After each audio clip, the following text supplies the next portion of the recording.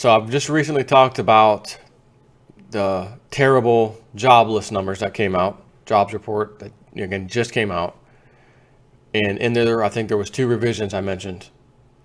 So I felt like, you know what, let me go ahead and do a video on that alone. In case there's anyone smoking the hopium, hopium, and anyone that's not peddling fiction, according to Obama, who anyone that thinks the economy's doing bad in any way, shape, or form is peddling fiction.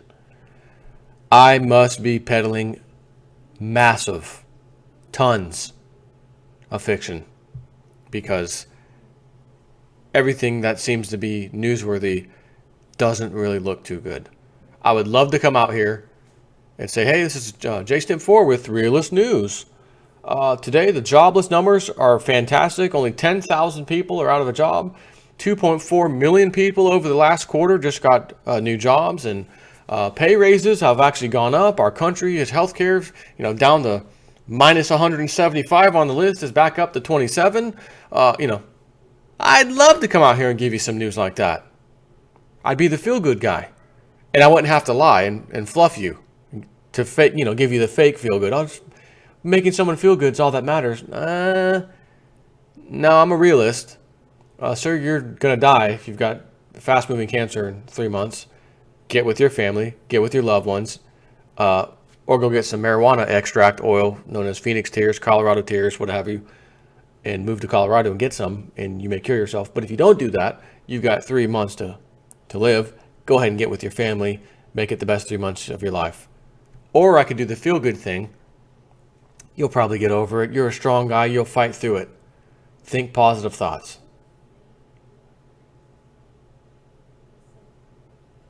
That's not JSNIP4.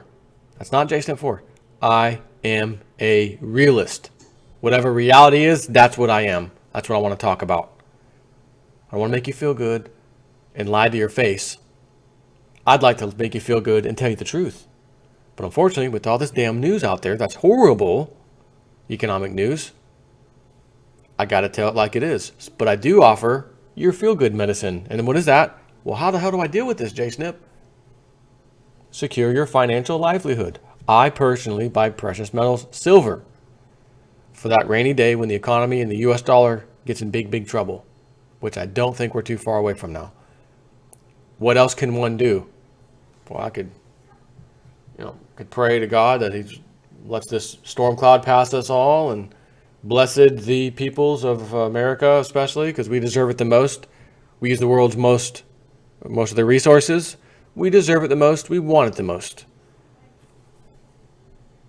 Excuse me, what about the starving children, the people who live on $2 a day less in the world? There's a couple, 2 or 3 billion of those people. Yeah, on second thought, I retract that prayer. I retract that asking of God to help us out in this country because, man, we've had it good. But the club, the elite, have had it really good. So good that they're starting to crush us and stomp on us. And we could still have it decent. But that's not what they want. They want to crush us and implement the New World Order. Worst jobs report in nearly 6 years. How's that recovery working out for you? 102 million working age Americans do not have jobs. There's 350 approximately million people in America. People. Little baby children, children, young adults, teenagers, full-blown, older adults. Full-blown, that's in, 20s, 30s, let's say. Older folks, 40s, 50s, still able to work. And then, 60-ish, you should be ready to retire. You should be retired. 70s, some people in the 80s. Uncle Pete, Uncle Pete, 96. Very few of those people, but there are some. So we have, across the board, 350 million people. But you can't say, well, there should at least be 300 million people working. Which means if there's only 150 million people working, then that's half the population that really should be working. That's working. No. Because again, you have little babies, children, anyone under the age of honestly, I know you can get a job at 15, 16, but let's just 18 years old, right? Let's keep it simple. 18 years to 60 years old should be working, period. That's the number. So my question is, how many 18 to 60-year-olds are in the U.S.? I'm going to pause this because I just thought, I wonder if Google can help me out on that. So I found the statistics. And one had a nice chart, but the one that had a nice chart was from a few years ago, like 2013, I think. So it's close to 2016 as far as the population goes, but then I found out what the actual population is right this second. I said 350 million. No. 323 million United States population today. The stats I'm about to share with you are from, again, about 3 years ago. 308.7 million in the population, right? So 308 to 323, it's still fairly close. It was about 3 years ago. So at least I have a guideline, because the one that was 3 years ago tells me the age groups of people and the race and all that, but we don't care about the race. We just want numbers of working aged people. And my numbers from then say 185, and this is from the years from a 20-year-old to 64 years old, because the one before that was 15 years old to 19. And you know there's not a lot of 15, 16, 17-year-olds working. I know there's some. I was one of them. I worked as soon as I could. And if I included those, this number goes even higher of who should be working. So in fairness, you have to know what I'm talking about. We're talking 20-year-olds to 64-year-olds. You should be retiring right around then, right? That's 185.3 million. So we'll just say 185. Again, if you calculated for today's difference in population, it would probably be around 190 million that should be working. So that would imply 100% employment. This country has everybody working who should be working. That's zero. In other words, what's the unemployment rate? Oh, it's zero, right?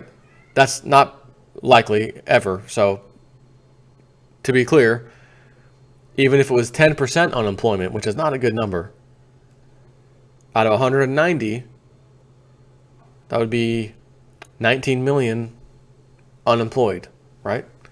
So that would bring the total, we'll run off to 20, 190, 180, 170. So then, in other words, we should have 170 million people working if the unemployment level is at 10%. We should have 170 million people working right now if the unemployment level is at 10%. It's supposedly 5% roughly, which means it's half that, which means 190 turns to 180. It should be 180 million people working right now, including the 5% unemployment, because that's the official number we're given. So this doesn't make sense to me when I see worst jobs report ever in nearly, well, not ever, but in 6 years. 102 million working age Americans do not have jobs. So let's be fair. Is it safe to say that some of the 60-plus-year-olds who should be retired aren't retired and are still working? It is. It is fair to say that. 70-year-olds, I've seen them at the grocery store. 80, 70, and 80s, I've actually seen them at the grocery store. It's fair to say, but not a whole lot. So a teeny tiny fraction of additional people have been added to the statistic.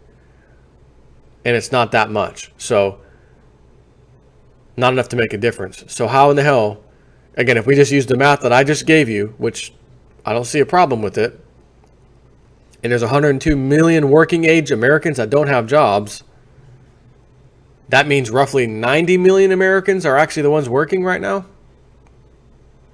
Because again, my number says 190 should be working. That means there's more people not working than there is working. And is it possible that it's the younger age folks? Because, do I still have that page open? The statistics? No, I don't. I'm just wondering, because there's once you get into the 30 and 40 year range, it's a bigger chunk of people, working age. There's a lot more of them than the other ones. So A big chunk of that are people like my age. I'm 38, I'm in my 30s, some people in their 40s. That's where I saw the biggest spikes of population. Even so, am I, reading this right? That 90 million people are actually working, and 102 million don't have jobs. And these are, again, of the people who should all have jobs. Not babies, not infants, not young bucks, not elderly, people working age. Where else can I find a great article like this? No, I'm not going to say Zero Hedge. No, I'm not going to say Silver Doctors. Not this time.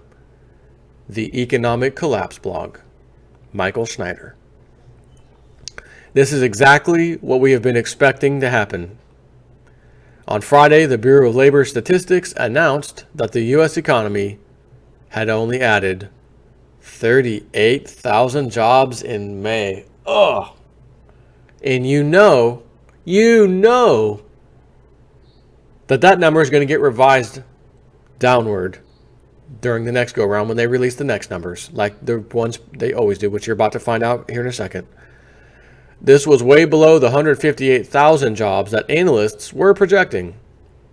Right? The smartest guys in the room, big shots, highly paid, we're expecting 158,000 new jobs to be...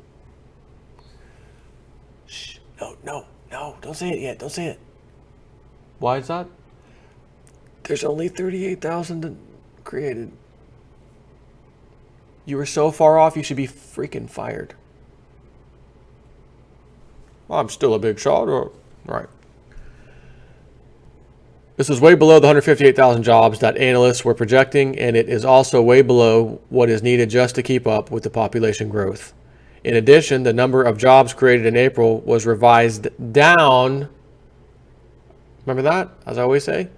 37,000 it was revised down by. And the number of jobs created in March was also revised down by 22,000. This was the worst jobs report in almost 6 years. And the consensus on Wall Street is that it was an unmitigated disaster. The funny thing is that the Obama administration says that the unemployment rate actually went down last month. Almost every month since Obama has been in the White House, large numbers of Americans that have been unemployed for a very long time are shifted from the unemployment category to the not in the labor force category. This has resulted in a steadily falling unemployment rate, even though the percentage of the population that is actually working has not changed very much at all since the depths of the last recession. The Bureau of Labor Statistics claims that the number of Americans not in the labor force increased by 664,000 from April to May. So in 1 month, April to May, 664,000 Americans got switched over to that category. If you believe that, I have a giant bridge on the West Coast that that I would like to sell you. The labor force participation rate is now down to 62.6 and it is hovering just above a 38-year low.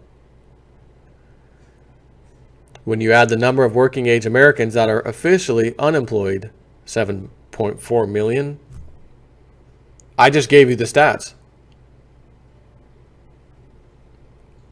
It's saying 102 million should be working and don't have jobs.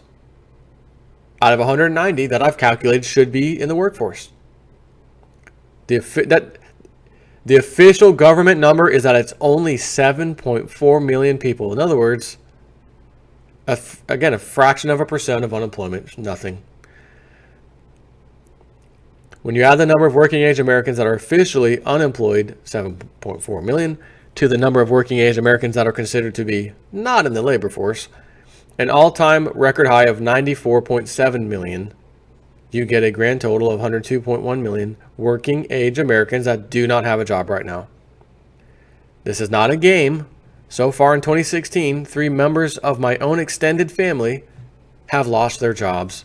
According to Challenger, Gray, and Christmas, layoffs at major firms are running 24% higher up to this point in 2016 than they were during the same time period in 2015.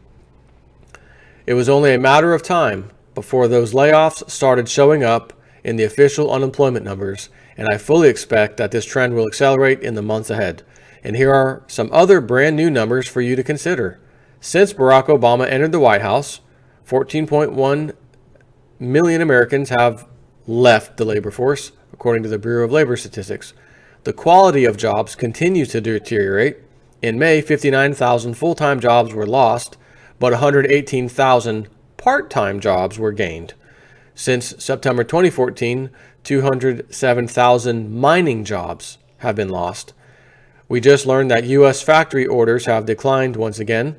This marks the 18th month in a row that this has taken place, and we have never seen such an extended decline outside of a major recession.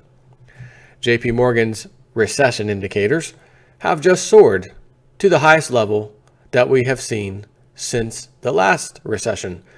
Needless to say, the financial community is pretty horrified by all of this news. They were expecting a much better jobs report, and many of them are not hiding their disappointment. Here is one example from the Wall Street Journal. Quote, "This was an unqualified dud of a jobs report," said Kurt Long, chief economist at the National Association of Federal Credit Unions, noting the unemployment rate fell, but for the wrong reason, as labor force participation declined for the second consecutive month.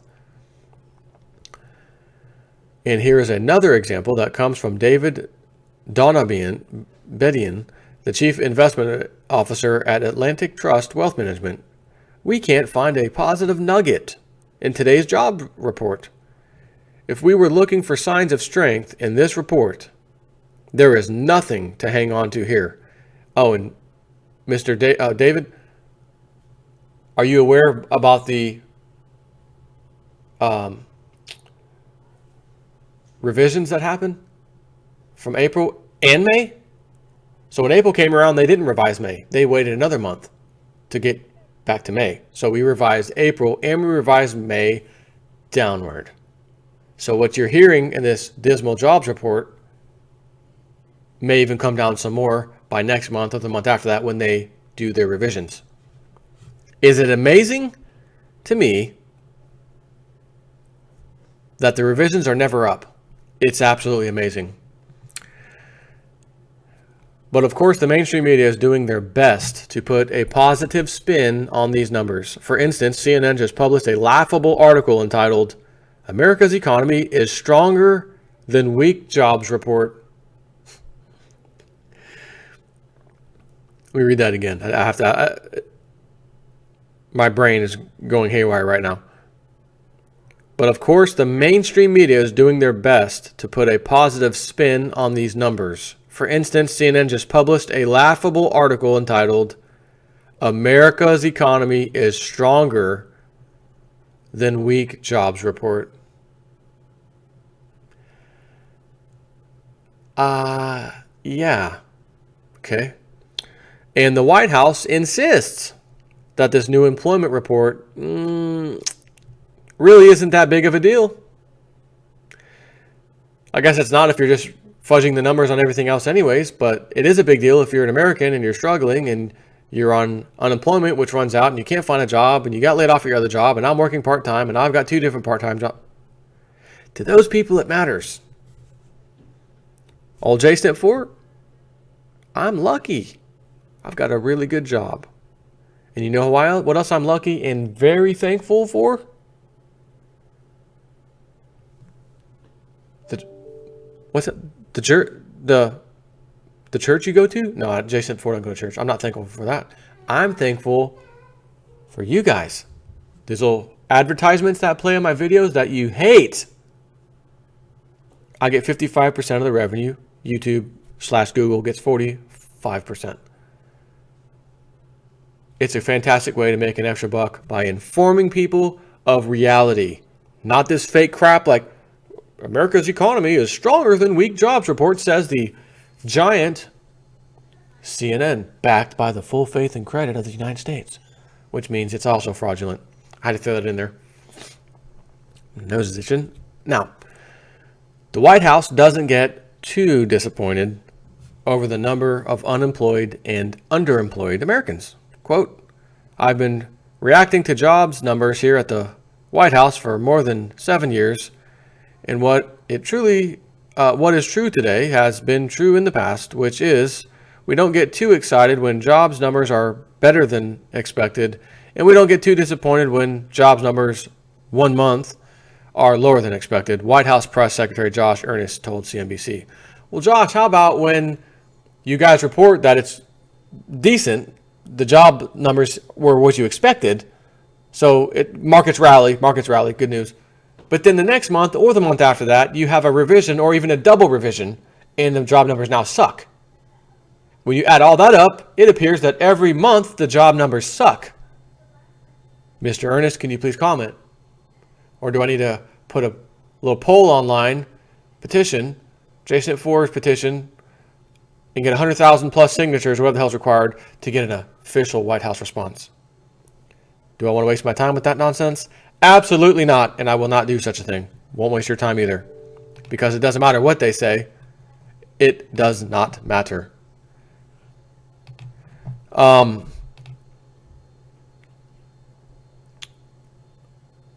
But of course, the truth is that it is a really big deal. We just received major confirmation that the U.S. economy has slipped into recession mode.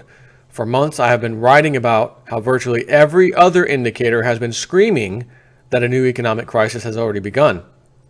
But the employment numbers had remained fairly decent up until now. And again, unless you include the revised numbers, then it wasn't pretty the whole time either.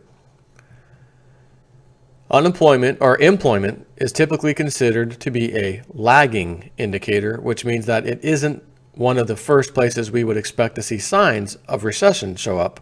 However, it is inevitable that the official unemployment numbers will reflect an economic downturn eventually, and that is what we are seeing or starting to see now. What this means is that you probably have even less time to get prepared for what is ahead than you may have originally thought. The U.S. economy has already entered the early chapters of the next great economic crisis, and most of the population is going to get caught totally off guard and will suffer tremendously. If our leaders had made better decisions since the last crisis, things could have turned out differently, but instead they continued to conduct business as usual, and now we will reap what they have sown, which is why since I started doing YouTube videos, which was technically 2009, I was trying to wake people up on Facebook prior to that, and it was failing miserably. Went to YouTube, and new subscriber, several new subscribers. Oh, no comment whatsoever on Facebook. Why don't you post something nice? Why don't you look at the good things in life? YouTube, I want more of this. I like this guy. He's telling it. He's keeping it real. Subscribe. My channel keeps growing and growing and growing. I must be doing something right. And while the news may not be good, information is information. The more informed you are, the better your life will be. Because you have information, being informed, that other sheeple may not have and may not even want to have, if you've ever tried on Facebook. So to them, good luck dealing with the crisis. For me, since 2009, telling everybody you should be buying precious metals. It's a safe haven. It's a storage of wealth. Should anything bad come, and by the way, here's this, and this. It looks like something bad's coming. Of course, 2008 rolled around, 2009. They've papered over it for the last 8 years. The debt has grown more than double, national debt, pensions collapsing left and right, Puerto Rico debt default. I mean, come on. As he says, what this means is that you probably have even less time to get prepared for what is ahead than you may have originally thought. And you know what I thought back in 2008? That was where my mind was at. How much time do I have? I need to get stuff going now. I need to get a food storage. I need to get some precious metals just to be safe, just in case, because I don't know how long this is going to be and how long it'll take to get here. I've had 8 years. I've had 8 years now to get everything in order. And during those 8 years, or just about 8 years, 2008 to 16 is 8 years, but again, I started late 2009. let's just say 6 years I've been on YouTube crying, screaming to people about this. That's a long damn time for people to get prepared. The part that makes me feel really bad is when I look at my stats on socialblade.com. How many subscribers do you get every day? How many do you lose? Whatever, all the stats are there. Because I do lose subscribers every single day, but my net gain is far more than the ones lost. This is a typical statistic everybody on YouTube deals with. So again, what's my gain? Used to be 10 average per day, 15 average per day, 20, 25, 30. Lately, man, I was up to the 80s per day. So where I'm going with this is, for the people who just found me over the last 2 months, let's say there's a few thousand at least, right? I hope that they have time now to prepare for this stuff. And people used to think, well, put it on a credit card. Yeah, if it means having some of this stuff, the precious metals, and you don't have any in the way, I would do it. Because when precious metals go crazy due to what these damn politicians and governments have done, that's going to be your savior.